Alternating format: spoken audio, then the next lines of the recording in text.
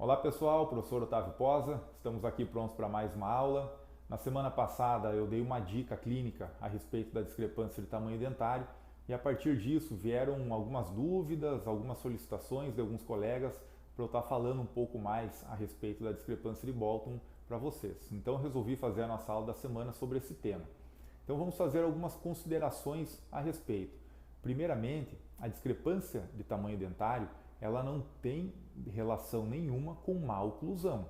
Então você vai ter que corrigir essa discrepância de tamanho dentário, se ela houver, independente se o paciente é uma classe 2 ou uma classe 3. Mordida aberta, isso não tem relação. A discrepância de tamanho dentário, se ela existe, ela deve ser corrigida para que você tenha, ao final do tratamento, um engrenamento, um encaixe perfeito dos dentes. Quando a gente faz aquela conta da análise de Bolton, e hoje também tem software que faz isso para a gente, mas que seja da maneira convencional também, né, medindo no modelo, você vai fazer aquela conta, a análise sempre vai dizer um excesso. Por exemplo, um caso que tem um incisivo lateral conoide, que é muito comum, a análise ela vai dizer o quê? Que aquele paciente tem um excesso de massa dentária nos 6 dentes anterior-inferiores.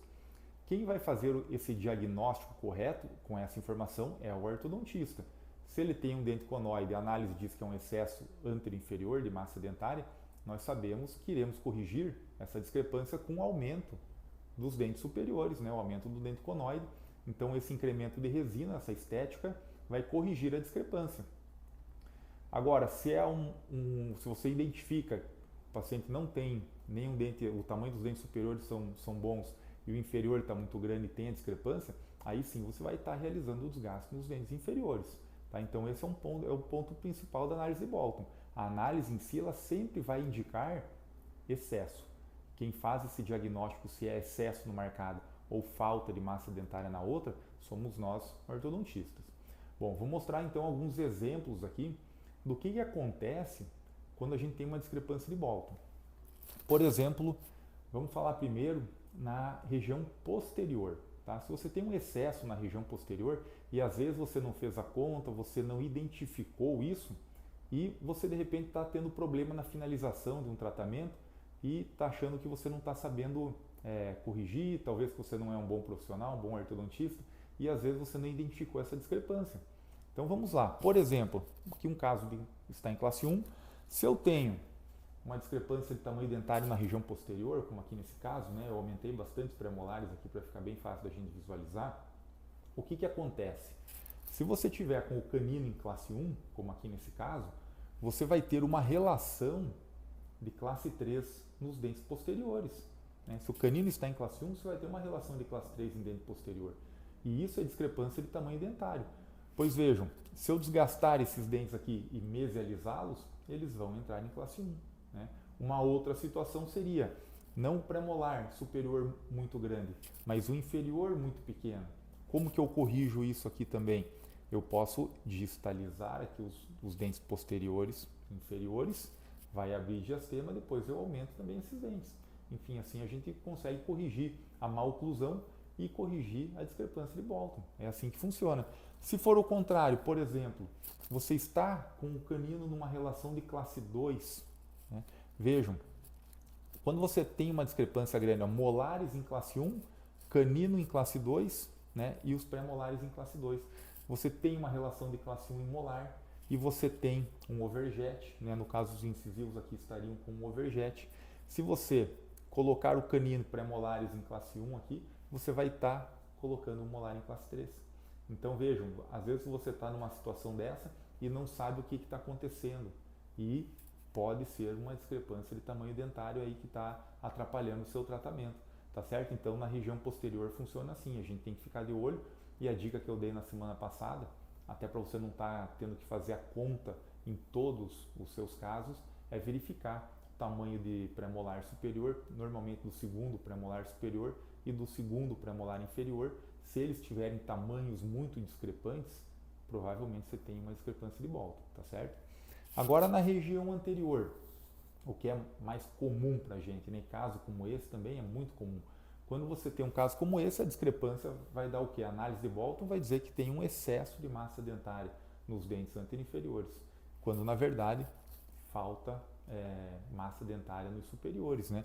Então, quando a gente coloca esse caso todo em classe 1, vai ficar um diastema na região anterosuperior, né? Faz sobrar o diastema.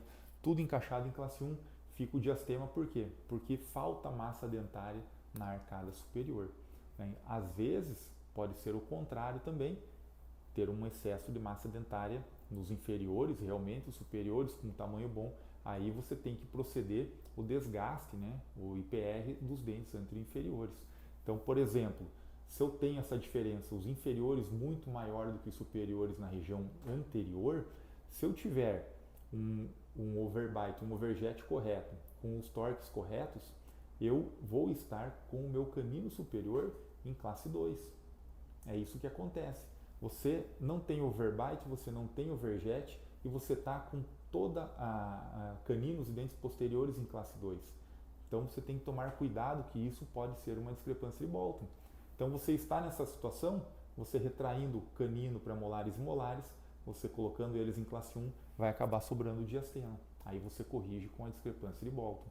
Então tem que ficar sempre atento, porque nem sempre um caso desse, que você não tem overbite ou overjet para conseguir colocar o canino em classe 1, nem sempre é inclinação dos dentes anteroinferiores, né? Porque também você pode estar numa situação com uma inclinação excessiva de incisivos inferiores e não tem espaço mais para retrair, o canino está em classe 2. Às vezes pode ser esse torque excessivo vestibular de dente inferior, o que é muito comum quando você compensa demais com propulsor, que você usa um propulsor no paciente que já estava com os incisivos vestibularizados, ou usa muito elástico também. Então você tem que tomar um pouco de cuidado com isso, com um torque muito vestibularizado desses dentes anteroinferiores. Então nessas situações, se não for o torque, se a inclinação desses dentes do teu paciente estiverem corretas, você pode estar diante de uma discrepância de tamanho dentário, tá certo? Por exemplo, aqui nesse caso também, um caso não são dentes conoides, né? Mas você verifica que ele tem um tamanho menor. E quando você corrige a classe 2, você deixa tudo em classe 1, overbite e overjet correto, você vai verificar que sobra espaço na região anterior. Aí você encaminha para a dentística, né? Para fazer a estética, está corrigindo a discrepância de tamanho dentário. Aqui um follow-up, né, de acompanhamento. Enfim, então a gente deve identificar a discrepância de tamanho dentário porque ela vai nos atrapalhar principalmente, né, após a fase de alinhamento e nivelamento, quando você vai começar a fazer aquela correção sagital, e também na fase de finalização do tratamento. Se você não identificou a discrepância de Bolton, você pode estar sofrendo lá no final do tratamento e às vezes é caso de você estar desgastando um pouco alguns dentes e para conseguir a resolução do tratamento. Espero ter elucidado as dúvidas de vocês, espero que tenham gostado. Se inscrevam no nosso canal, curtem e compartilhem. Até a próxima aula.